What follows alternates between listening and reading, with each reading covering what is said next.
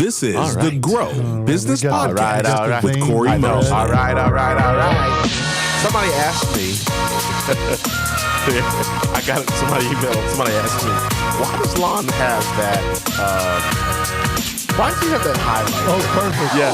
Somebody finally. And I said it's an ode. It's playing around. I said it's an inside. It's an inside thing. It's an ode to situations past. It's an ode to the heritage of the podcast. The heritage of the podcast. That's the good diplomatic answer. I like that. It's symbolic. Welcome. Hello. Yes, we forgot we are recording. Hello. Welcome. This is the Grow Business Podcast. I'm your host, Cory Mosley, and I'm... Oh. All right. Wow, that's loud. Okay. Still working that out, apparently, there. But I'm Cory Mosley, last time I checked. And we've got another great episode for you. I'm joined. He's in the building. He's here. He's got his blue on. If you're not watching us on video, I'm talking about the man, the myth, the legend, LG007. Lon Graham is here. Voice of Reason. Also known as the voice of a reason. So, it's fun times. I'm really liking. Listen, I'm sure there's somebody that's got something to say about what we're doing and what we do. But I'm so enjoying the positive feedback. And the people. I literally got off the phone yesterday with a client. He's not a client anymore. He's just turned into a good friend, almost like a dad. And I didn't even know he listened to the show. Like we were just catching up. We hadn't talked. Right. So he was a client of mine for the better part of off and on for the better part of probably 10 years. Okay. And we go way back. I mean, I was literally in my 20s, like fresh in the game when I first met him. And we've just stayed in contact. But I didn't even know. And we're catching up. He's like, yeah, I love that podcast. He says, I'm talking to a group of college kids or people in school just about business and entrepreneurship. Right. And he says, I'm going to be recommending them listen to the podcast. So that's so great. So it's pretty cool. But I knew, not that I wouldn't have believed him anyway when he said he listened, but he was citing things that we talked about. And he's like, hey, let me ask you a question. And shout out to Fred. Fred is his first name. Hey, Fred. I'm going to shout him out. He said, let me ask you a question. How come I never got a nickname? Because he was talking about, how right. Sterny and of course, we're joined today by, you guys know him, love him. You don't see him, but you hear him. Right. Willie H is in the building. Yeah. So he's like, how come all those years, I never got a nickname? And I'm like, Fred, I don't know. I don't know that I would have nicknamed the client anyway, taking a shot at that. Right. Externally, at least. we all got notes on our clients. Hold on, Buckaroo. Yeah, we all got notes on our client. So rest assured, there might be something next to your name in the CRM, right? Let's assume it's all positive. But I just love I love the energy from that, and people are having a good time. We've got, some cool people posting, and, we're getting some cool comments, and I love people adding to the conversation. Yes. People let's shout out Mindy Flanagan. Right. Who's been a client of our network, has a great HR operation, a business that she's running. Mm-hmm. So I love she will get on and add to the conversation and add some more value. There's only so much we can accomplish, right? We want to edutain you, be entertaining, share some information, and try to do that in under an hour. So there's so much more to some of the things that we talk about that can get unpacked. So we appreciate positive comments and value add-ons from people like that, from Fred listeners. So we encourage that. And Lon, I did want to share some news. I actually was going to share it off of before we started, but we kind of went right into the studio and we're trying to get some stuff done. But we're number 3. Oh my goodness. In entrepreneurship in Trinidad and Tobago. You know what? I thought you'd like that. I thought that would be fun information. Yeah. Now we're 272,000. No, I'm just kidding. I don't know. But here's what I do know. I know that our audience is coming back every week, and we're starting to make a difference. We're only 20 some odd episodes into this deal, so I can't wait to celebrate. 100. We're gonna get there.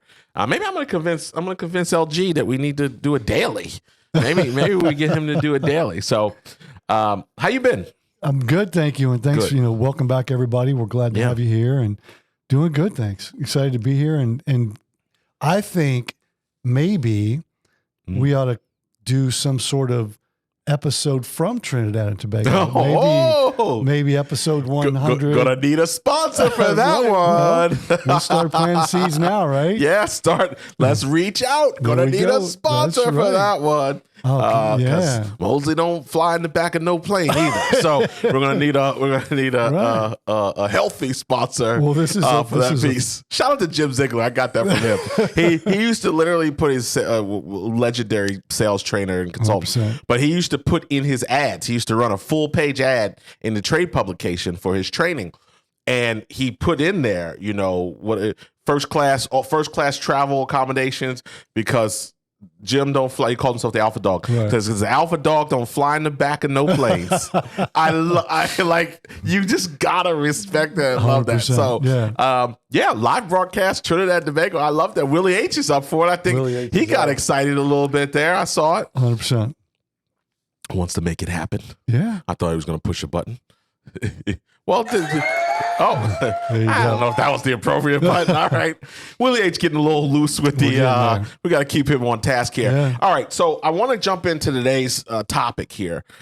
And I've been thinking a lot. I've been looking, a lot of times our topics really are also derived from, things that are happening in the market, but really like the interactions that I have with coaching clients during the week, with sales pitches and just those different dynamics, and really just talking to business owners and also looking at the headlines. And I wanted to talk about today, because Lon's always wondering, what are we going to talk about?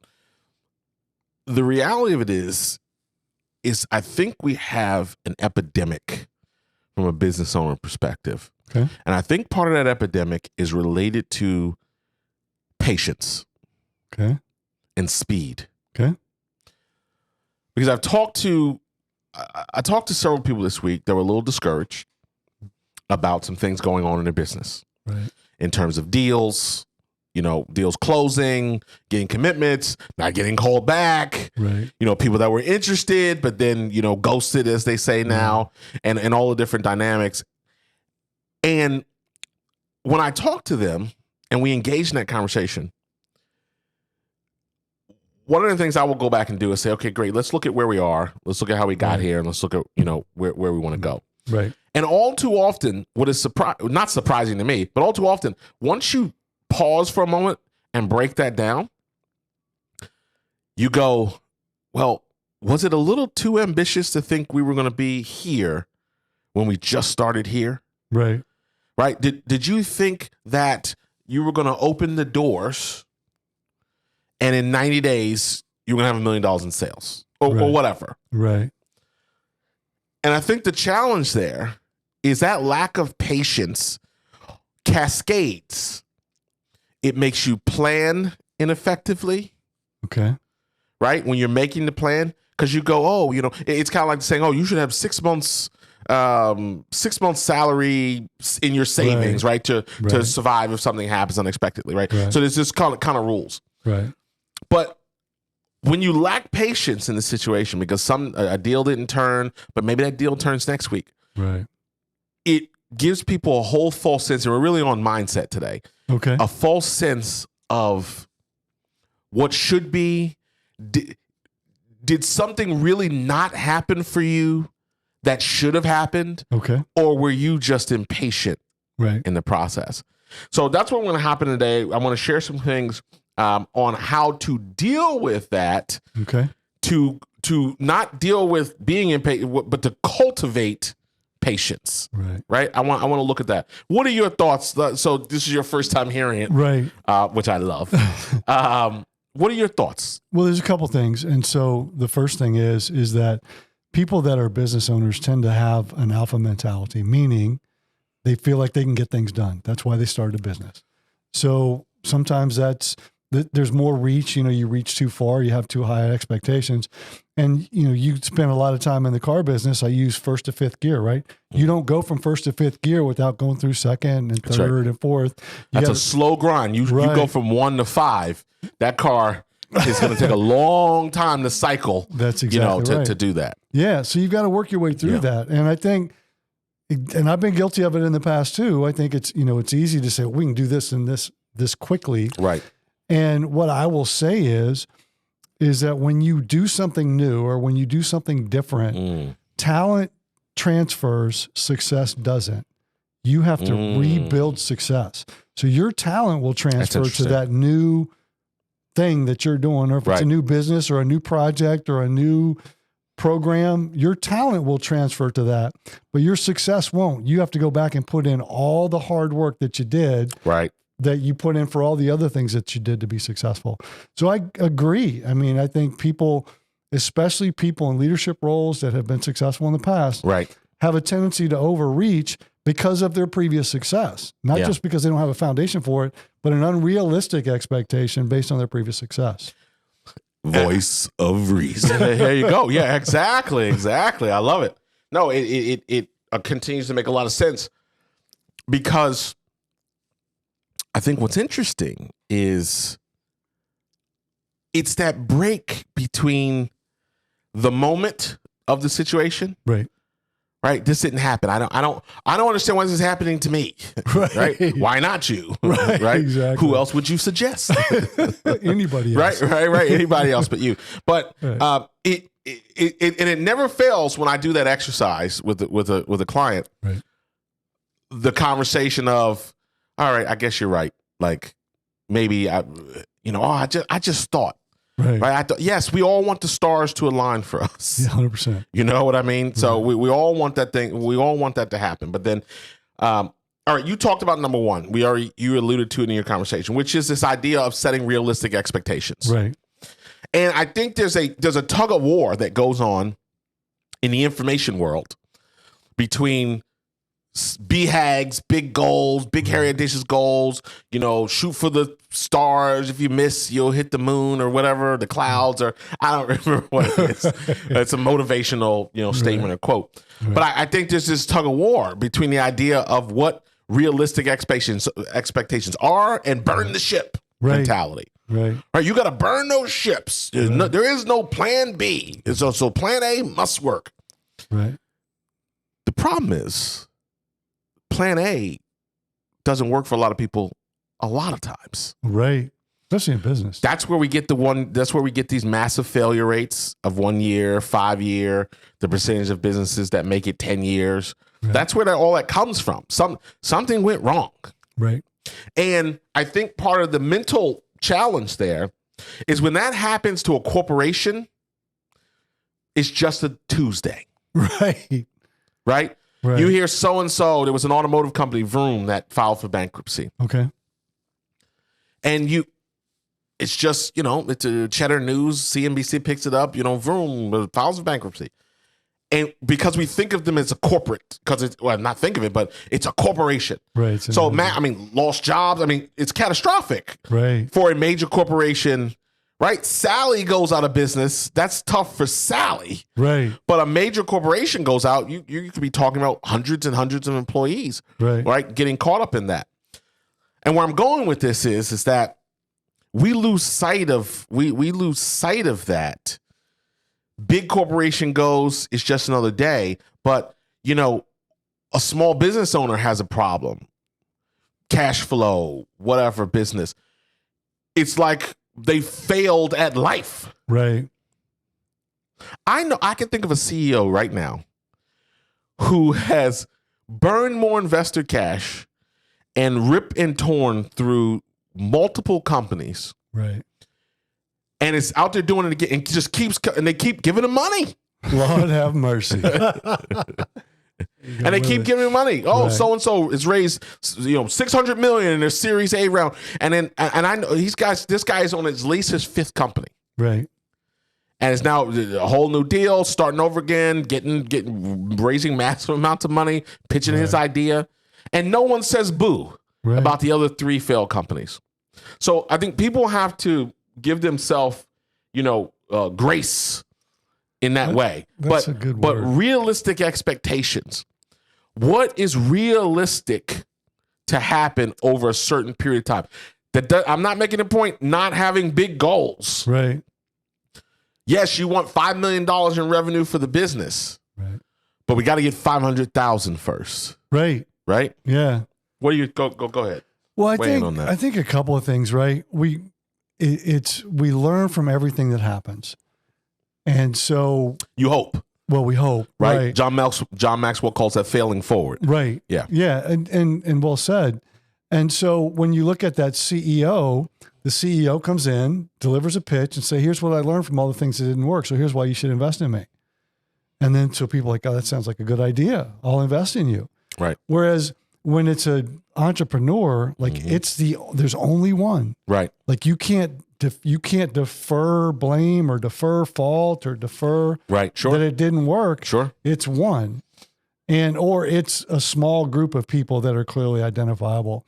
And so I think to your point, what we want to do is we want to build a roadmap and say, this is where we want to go. Right. But in order to get there have to be some checkpoints. Right. So let's say we're in this beautiful town of Richmond, Virginia, and we wanted to drive to Jacksonville, Florida. Right. Jacksonville, Florida is our destination, but we're not going to go from here to there on the road. Of course. We're going to drive by mile markers and state lines along the way. And I think what we want to do in business is... It's going to be very short clip worthy there, what you're saying. Go ahead. Already visualizing that as a 9x16. Perfect. Yeah. But my point is that create markers that are checkpoints that are we going the right way? Mm-hmm. If we take 95 south, are we still on 95 south, or did we take a detour to 85 and now we're going to Alabama instead of Florida? I think it's like also what it reminds me, because we take this the East Coast trip for years. Mm-hmm. We'll drive from here to New Jersey, family, business. How does someone know?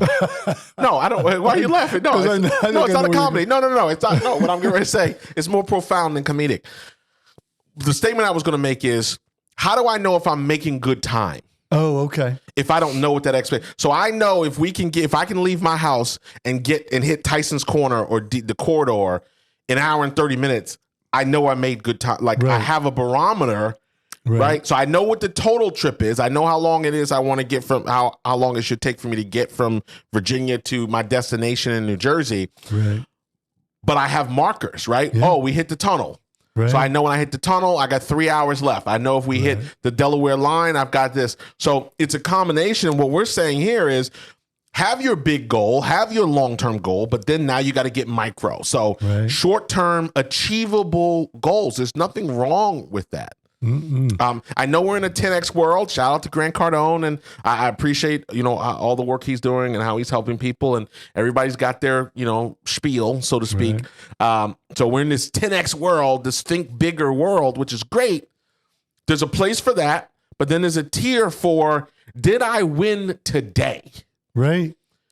Did I win? It's getting ready to be speaking season. So I had 3 great conversations this week with keynotes that I'm getting booked for, so my travel schedule's starting to. I told Willie H, we're hitting the road, baby. So we've got a handful of keynotes that just got booked this week, but we gotta get ready for that. Right. So I might have had, this is what I want to, this is what I'd like to accomplish this year. I'd like to do this many keynotes and speaking engagements while we're doing other things, but I'm going to celebrate. I'm not going to go, okay, great. I wanted to do 36 keynotes this year so far. I'm booked for 7. So am I off? It's February. Should I have more booked already? Because many people booked, 8 months. They're booking speakers 8 months and 9 months in advance. Yep. So am I off? No. What I'm going to do is celebrate the 3 contracts this week. 100%. Absolutely. You know what I mean? Absolutely. What did you think I was going to say about going to do? Because I'm curious. So 2 things. One, I'm going to make a a comment related to what you said, and then I'll tell you what I thought you were going to say. The comment related to what you said is you have timestamps and time markers. Yeah. About so you know where you are along the way. The other thing that goes into that is you will make decisions about when you leave based on what you expect to encounter along the way. Yes. So you may leave in the middle of the morning, 4 a.m., like 4 5 a.m. a.m. So that you can miss traffic in DC and be at the tunnel at a certain time. Same thing with business. You make decisions based on when you know things are going to be busy or not busy or get log jammed. Right. What I thought you were going to say was, we've had this conversation before about what exit you're from in New Jersey. Gotcha. And we've had conversations in the past where people have debated whether that's North Jersey, South Jersey, Central Jersey. Yes, we have. And so I started laughing because I thought you were going the exit route and not the time route.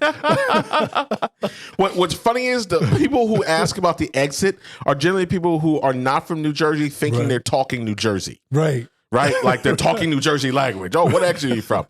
You're not from New Jersey, are you? Because we don't say that. Like that's why I named the town, right? I lived in Jersey City. I don't go 14B.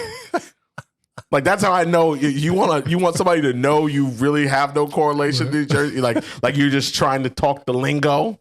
That's a great way. Perfect. We are only on point number 1. Lord have mercy. I'll just say that without the thing. All right. So number 2, focus on the process. Yeah. Not just the outcome, which is, I mean, we're covering it. I want to be able to now time mark the points, right? Set realistic expectations, focus on process. We alluded to it already in our just natural conversation, but it has a write it down moment. Right. It's focused on the process, not just the outcome, right? So instead of fixating on the end goal, right, which is the point we just made. So we actually now get to bump up because we talked about that process piece. And then the next one that button hooks to that is really, we talk about there's different versions of mindset, right? Growth mindset, the entrepreneurial mindset. This is long-term mindset, right? Shifting from immediate results to sustainable growth over time. Right? Building the idea, it is the age old. I love the simplicity of some of the things that we talk about. Right. Because I want people reactivated. Right. If what we're sharing is new to you, fantastic, go take action. If you've been around the game for a while and you're trying to, maybe I call it stuck, stalled, or stagnant. Yeah. Some of what you've got to do is refresh to get activated, right? For some of you, you're not getting activated for the first time. We got to reactivate you. We got to refresh what you're doing. And that's what I love in the simplicity here. So when I say develop a long-term mindset, it is marathon, not a sprint. We've all heard marathon, not a sprint. The problem is we don't live in it. We know it, but we don't live in it. We will be the first people to get upset when something doesn't go our way, or something doesn't happen at the speed that we want because we're impatient, even though intellectually you understand the idea that things don't happen overnight. Yeah, and there's an emotional component too, though. When we're invested in it, when it's our business, the emotional, like one of the beautiful things about coaches, mentors, and advisors, mental health professionals, they can remove the emotion and have a logical perspective, and they can take some of that out for us so that we can have a better perspective from the outside looking in. When we're in it, it's hard because it's emotional to us. I'll use a different example from the marathon. If you're going to build a house, you are not starting on the second floor. That's going to fall. Right. If you're going to build a house, you may build a 3-story house, but you start by building a foundation, and then you build from the foundation up. The only way that house is sustainable is if you build something strong from the bottom and work your way to the top. And that's the same thing. Sometimes we look at the second floor and we're not done with the first floor yet. And why this is powerful is, and you have to you have to actually make the adjustment to understand its power. Right. When you think about long-term, it completely shifts the expectation. It gives you the opportunity to be pleasantly surprised if things move faster. But if you go into it, so right now we're doing with it now Pecan Jacks, a candy company in our portfolio. that is now franchising. So we're actively selling franchises. Things are going well. We're ahead of the targets for how many franchises we wanted to have sold this year. Congratulations. But when I set out to get involved and be part of that team, I've maintained this is a 10-year commitment that I'm making. Right. On top of the 10 years that I spent consulting for the brand, now being involved in the ownership team on the franchise side, I set the expectation out of the gate. Right. That this is I'm doing this, and this is a 10-year play. We're going to see how far this is what I'm prepared to give it. Right. Right. A 10-year run. Had I gone and said, 3 years, we need to be at 100 franchises, which very well could be possible. I mean, It's what possible. a blessing that would be. What a gift, right? The pressure that I would be putting myself under and putting on the weight of the ownership team. Right. And like, if we had set that expectation out of the gate, it would just be a different dynamic, because you know what? Leads didn't come in right away. Right. Then a bunch of leads came in, and there weren't, it's a very nuanced thing being in the franchise world. You were in that space. Yeah. Owning a franchise and some different things. Get it. Yep. So it's a lot of nuance to that, and it's a lot of tire kicking, just to be direct, right? There's a lot of tire kicking that people go through, a lot of qualifications that need to, happen when you're talking about, $500, $600, $700,000 investments overall. So a lot of moving parts to that world. If it was, what happened with that lead? What happened with that lead? We didn't close that lead. Why didn't we close? We would be driving ourselves insane, right, in terms of the expectations.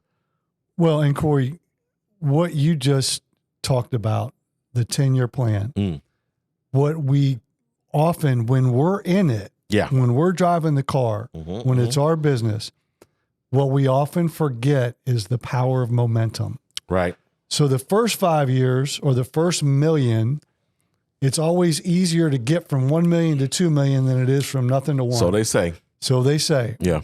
The point being, though, is as you continue to do things, as you continue to generate activity, as you continue to get people involved in your pipeline, right, they bring more people into the pipeline because there's more momentum, there's more conversations, there's more people aware. And the more that they're aware, the more people get interested. But what we lose sight of is that and again, going back from first to fifth gear, if you try and go from first to fifth, it's really hard to get enough speed to stay there. Right. But if you run to 3,000 RPMs and then shift, and if you run to 3,000 RPMs and then shift, you're building momentum. And so when you get from fourth and fifth gear, you're going so much faster.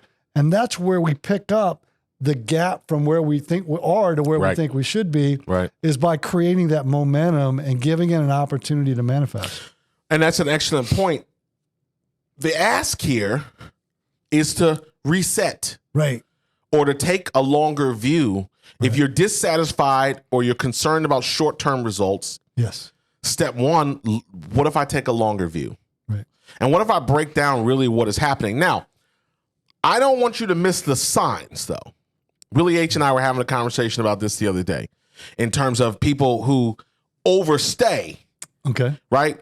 The market is telling you that what you're offering or how you're pricing it or what your service is. The market is sending you messages, right? That maybe you need to adjust. And then some people are so in their conviction, right, about the thing that they miss obvious opportunities to adjust. I didn't say abandon. Right. But some people were so rigid. I've talked to business owners that are so rigid in say, hey, why don't we? I think we need to think about our brand message here a little different. Oh no, this is the story, and this is if people don't like my service, then I'll find people who do.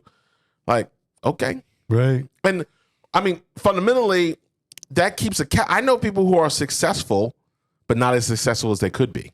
Okay. Right, because they won't take those actions, whether that's risk, whether that's a different viewpoint, whether that's thinking wider than narrow. But by societal terms, right? Oh, they make a couple $100,000 a year. They're off on weekends. They're there with their family. They're raising their kids. They have everything they need by that. So the idea of having a $25 million company instead of $2 million company, they're not going to ever get there. Right. but they will be successful at their point of success. Right. Well, they've plateaued. Right. And they're going to stay on that plateau. And that's good. And that's fine for them. Correct. Because that's the other thing. Who are you to tell me? Right. Oh, you should be doing this, that, and the other. Now, obviously you're paying for that advice. Right. Then you probably should take it. But who are you to say, oh, well, your company could be 3 times bigger. Okay, well, maybe I don't want to do the work. Right. Well, and that's the thing. That's exactly the juice isn't worth the squeeze. That's one of my best friends says that all the time. Right? Is the juice worth the squeeze? The juice isn't worth the squeeze. Right. Squeeze. So, all right. Long-term mindset. Next, practice resilience. Okay. Practice resilience. So we get it, right? Things are inevitable. Right. We're actually going to do a whole episode. I'm going to do a whole nother episode about setbacks in particular. Okay. So I don't want to go into that because I think that's just another mindset thing that people are dealing with. But the idea of resilience, right? So rather than become discouraged, correct, view the obstacles as opportunities. Right. And we covered it, right? You talked about learning and growing from the thing. And it's not, I don't want because inevitably, oh, Cory, that all sounds good until you're in the thick of it. Right. But if you took, I'm going to switch up my vernacular for a second. If you took an L, okay, a loss, right? If the L happened, that's another episode, how to avoid the L, right? Taking the L. Right. The L happened. Right. So now it's what? Do I fold, buckle, call it a day, take my ball and bat and go home? Right. Or do I look at this differently? Right. Or do I just ignore it? Do I not learn? There's so many things. What's interesting, because I've had the career that allows me to toggle between like small business owners, mom and pop deals, and major corporations. Right. And a lot of people hate a lot of the bureaucracy inside major corporations, right? I know, I've got some clients that, will text me. They've been on a meeting. They were in meetings all day long. Right. One meeting. It's like death by meeting. 100%. Yeah. And a lot of people complain, all the bureaucracy, the red tape, the politics, all this other stuff. But there's a lot of interesting things that they do inside major corporations that their infrastructure allows them to do. If you work for a major corporation and you pitched a deal and you didn't get the deal, you're doing a lessons learned debrief with that team. Right. About why you didn't win the RFP or why you didn't get the business. You're doing those things. Those things do not happen in the average small business. Oh no, you don't have right. time. Oh, you chose another landscaper. All right, hell with you. Right. Right. Like that's it. Well, and then they just move, they delete you and they move on. They're not going, all right, what was it, something in our proposal? Was it something in our pricing? Are our services not in the line? Is our brand, did we not look like we were competent enough to do the job? Like they're not paying attention to that. But that is like a gift inside the corporate world to pay attention and do those lessons learned versus just move on, right? And that's something that I would encourage small business owners to pay attention to, particularly when it becomes, advances in the business. Why is it not growing? Why are more deals not coming in? What are those indicators there? Hire a professional. It's not a shameless plug, but hire someone who can create an outside-in looking viewpoint and walk you through some of those exercises if you're not familiar with them, because that helps you develop resilience. If I knew I have a plan when things don't go as planned, I can deal with the outcome or the setback a lot better. 100%. And you talk, and using your example of major corporation versus a small business, what you get in a major corporation that you don't get in small business unless you bring in somebody, you hire somebody, is you get perspective. And you get the luxury of perspective. You don't always get the luxury of perspective in a small business, because you're trying to get things to move so fast. And and if you were counting on that to make payroll, or if you were counting on that to be able to sustain your business, well, you lose perspective, goes completely out the window. Yeah. So you get perspective, you get the luxury of making attempts and knowing that you're not going to close every deal because it's just not realistic. Right. So, take a deep breath. Being realistic, right? Be realistic. Oh, I should have a 90% close ratio. And maybe you should. You don't know right sales. Away. Not right away. And you don't know sales. Right. Well, 100%. Right. I mean, unless you're selling something that no one else can get, you're the only place to get it. You're the only place that sells it. You have absolute control over the market. And even then, not everyone may believe they need what you have. Well, and if you are closing at 90%, either you have no perspective on sales or you're not trying hard enough. Right. Right. I worked for a guy, called himself the world's greatest closer, auto industry. Lord have mercy. I didn't even say it yet, but what was laughable is so the way he maintained his status as world greatest closer is he would sit you've been in a car dealership, right? You got your cubicles. If there was a deal taking place or a negotiation taking place, he'd go sit in the cubicle next to, and it was, felt, so you couldn't see the other side. Okay. And he would listen to the and then if he heard something, that made it closable, right? We need to if you can do $450 a month instead of $475 or whatever. When the salesperson would come and leave the transaction, he'd go, I got this one. Let me go in on that one. And go in and it's like, oh, okay, all of a sudden there's a deal. Oh, great, congratulations, $475 a month. You now have the vehicle. It's like, see, close another one. So that's stacking the deck, to your point, right? So because you're not, unless you're going in every single time, then you get the real numbers from that. But that's just, and that's what I mean. That's how people can put themselves on a mental roller coaster, comparing themselves to other people, comparing other numbers to a completely different business, comparing all these other things. But resilience is key here. And then the last one is, and we've talked about this a little bit before, but it's the idea of what you have in place that is self-care related. Okay. Right. So I will send business owners who become frustrated or they're overwhelmed. I'll say, you need to find a float center near you. Oh, okay. And when you go on the sensory experience with the sea salt. You said that before. Yeah. Because and then they use it in military PTSD and these things.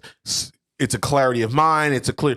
But here's the trick to what I'm saying. Because someone will go, oh, that's nothing new. Self-care. All right, great. Yeah, we know it. Know it and do it. Two different things. 100%. But here's the trick.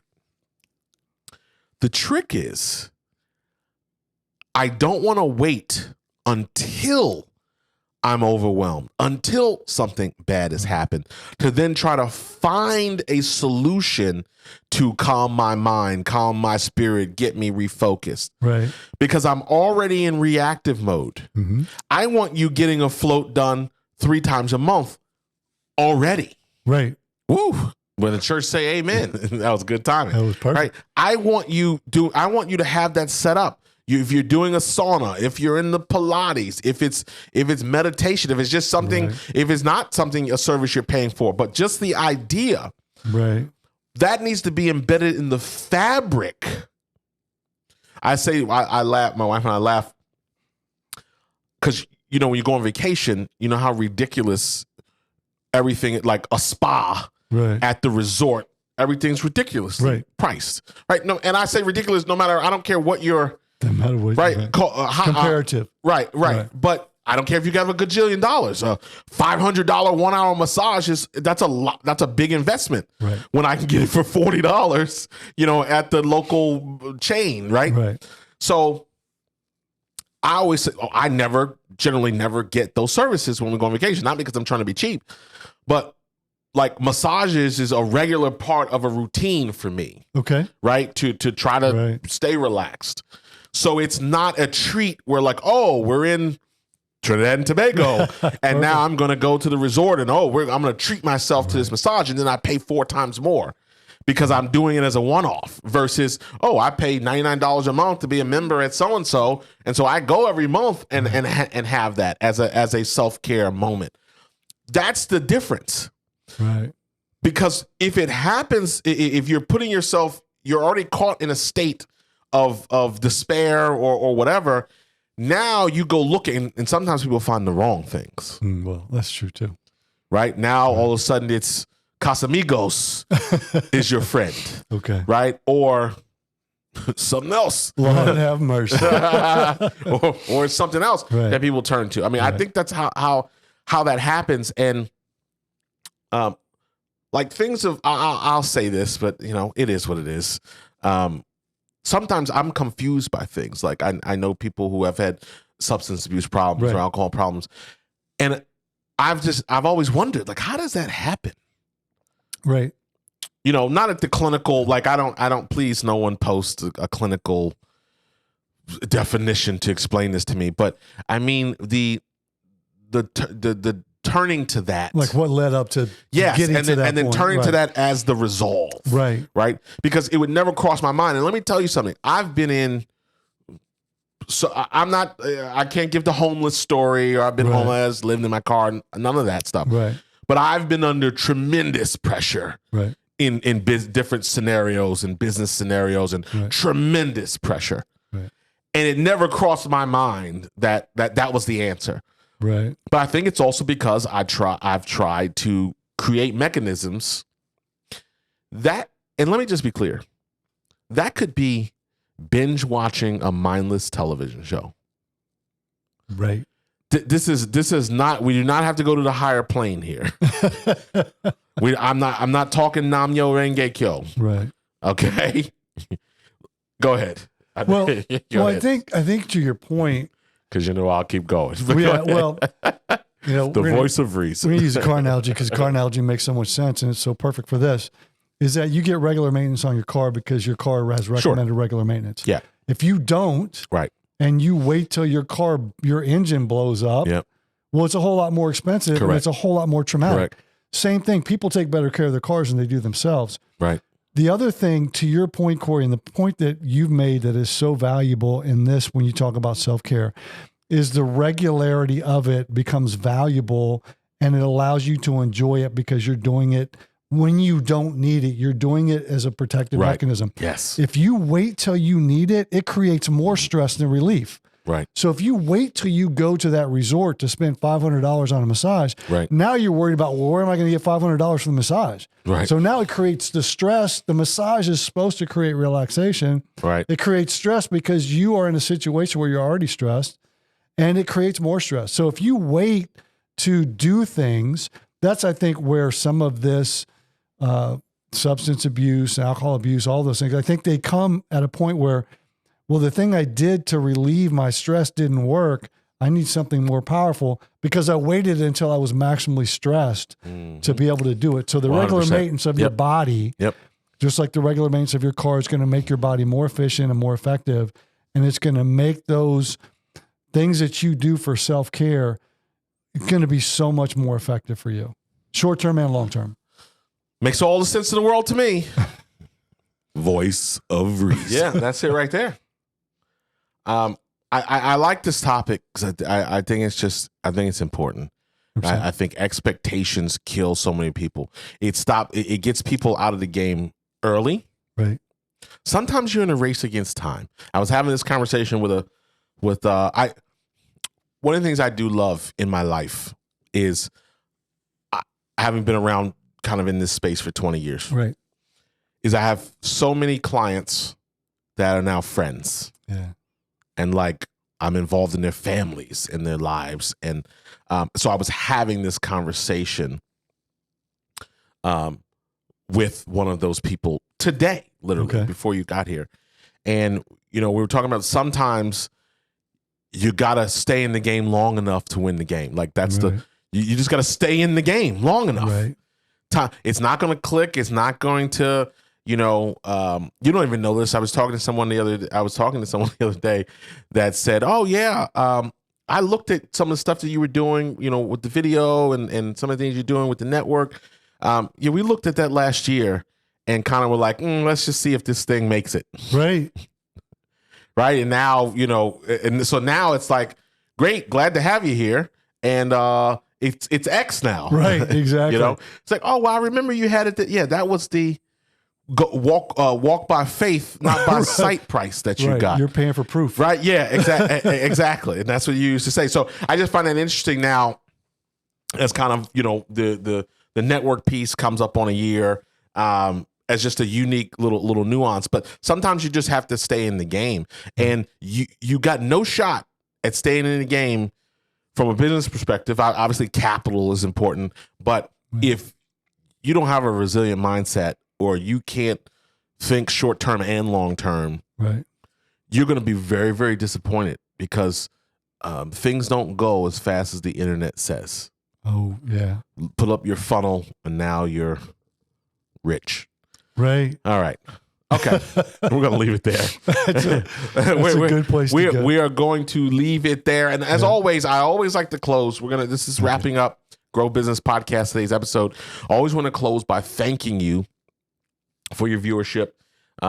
However you come by us, if you're streaming us on Spotify, Apple, we've got some great reviews coming in on Spotify and Apple as well. Good. Google Play for our Android people, Amazon Music we're on iHeart now. And then of course we've set up a whole new YouTube channel just for Grow, and we're going to work on that. But none of that happens if we don't have the positive feedback. We don't hear that it's making a difference. That's really what we're focused on. Until we get some big sponsor. Right, exactly. Then we'll be focused on saying the sponsor's name 62 times. But all kidding aside, we want to thank you. We want to thank you, and we want to continue to ask that you support what we're doing, and also share. Share with other business owners. Chances are, if you're an entrepreneur, small business owner, even if you're in the C-suite, you have colleagues. You have people that are in your ecosystem. No different than Fred said, hey, I'm sharing this with that group. You guys want to get some, be entertained, but get some valuable information that can be used to shape your career, even shape some of your future businesses. Hey, do that. So I want to thank anybody that's done that already, and I want to thank you in advance for people that will do it here. What do you think, Lon? Thanks for coming back. Thanks for listening. Thanks for staying with us, and thanks for telling your friends. And shout out to Trinidad and Tobago, right? Shout out to Trinidad listen, and Tobago. If we're three, Willie H, we got to go for one. That's right. I got to be number one, so I want to track those stats. Those are my people out there. That's exactly right. We'll go where they want us. That's right. All right, we're getting out of here. I'm Cory Mosley, and he is LG007, also known as Lon Graham. And the voice of reason. Willie H is over there with butter thumbs today, but we appreciate your viewership, and we will see you next time on the Grow Business Podcast. Take us out, Willie H. Resilient mindset. Pete, what are you feeling? That mind. It'll take you out. You'll get to choose. Well, perspective's so